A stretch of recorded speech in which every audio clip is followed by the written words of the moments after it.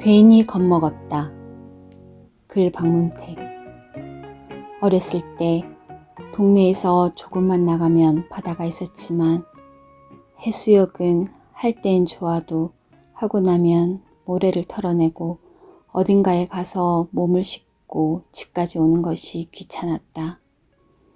대신 우리는 좁은 흙길을 걸어 올라가 개천에서 물놀이를 자주 했다. 거기에는 작은 뚝이 있고 수심이 늘 일정해서 어른들이 안심하고 우리를 보낼 수 있었다. 가끔씩 건너편 양계장에서 흘러온 오물들이 떠다녔지만 개천에 몸을 넣었다 나오면 샤워한 곳으로 쳐서 다시 씻을 필요가 없었기에 우리는 간편한 개천 물놀이를 더 좋아했다. 수영복이 따로 없는 것은 당연했다. 그냥 반바지 차림으로 물에 들어갔다가 집까지 걸어가면 다 말라 있었다.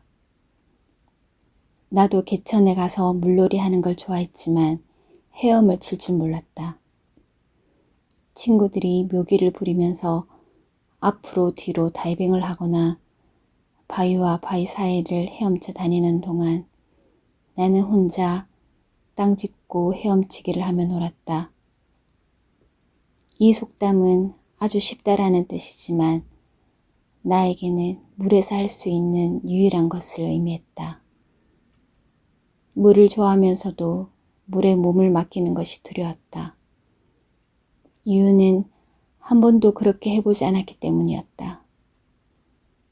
한 번도 해보지 않아서 두려운 것이라면 한 번 해보면 될 텐데 한 번도 해보지 않았다는 이유로 해볼 시도조차 하지 않았다. 답답한 노릇이지만 어린 나로서는 어쩔 수 없었다. 그러다 어느 여름날 나는 개천 바닥에 앉아 머리를 물에 몇 번 담가 보았다. 생각만큼 무섭지 않았다. 한동안 이런 식으로 놀다가 이번엔 내 주특기인 땅 짚고 헤엄치기를 하면서 머리를 물속에 넣어 보았다. 눈을 감고 있자니 앞이 안 보여 갑갑하긴 했으나 그것도 생각만큼 두렵지 않았다. 몸이 물속으로 가라앉을 것 같았는데 반대로 몸이 가볍게 느껴졌다. 용기를 좀 더 내서 이번엔 머리를 완전히 물에 놓고 바닥을 짚고 있던 손을 양옆으로 펼쳐보았다. 다리에 힘을 빼고 물이 식히는 대로 편안하게 뻗었다. 오 세상에, 내 몸이 물에 뜨는 것이었다. 엄청난 기술이 있어야 물에 뜨는 줄 알았는데 그렇지 않았다. 머리를 넣은 후 몸을 물에 맡기기만 하면 되는 것이었다. 이 사실을 뒤늦게 발견한 나는 혼자서 벅찬 감격에 어쩔 줄 몰랐다. 나이가 들고 삶의 규모가 커질수록 내가 만나는 문제들도 크고 많아졌다. 컨베이어 벨트에 차례대로 실려오는 물건처럼 문제는 시차를 두고 하나씩 내 앞에 떨어지기도 하고 어떤 때에는 종합 선물 세트처럼 여러 개가 한꺼번에 와르르 쏟아지기도 한다. 어떻게 보면 하나같이 심각하게 보이고 피하거나 도망갈 길이 보이지 않는다. 물이 무서우면 안 가면 그만이었지만 인생은 그렇게 하지 못한다. 가만히 두면 문제는 생각 속에서 더 크게 자라나는 습성이 있어서 겁이 나더라도 물속에 얼굴을 담그듯 문제 안으로 들어가 봐야 한다.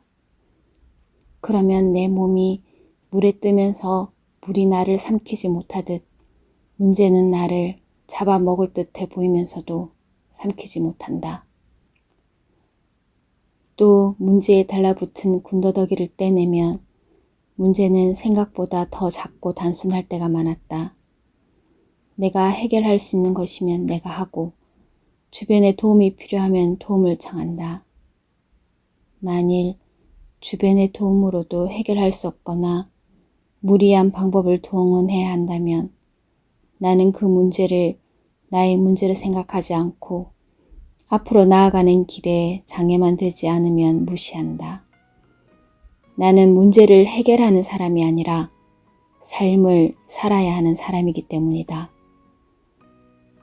우리를 괴롭히는 것은 우리 앞에 맞닥뜨린 문제가 아니라 문제를 두고 막연히 두려워하는 마음이다. 자세히 들여다보면 무엇을 어떻게 해야 할지 길이 보인다.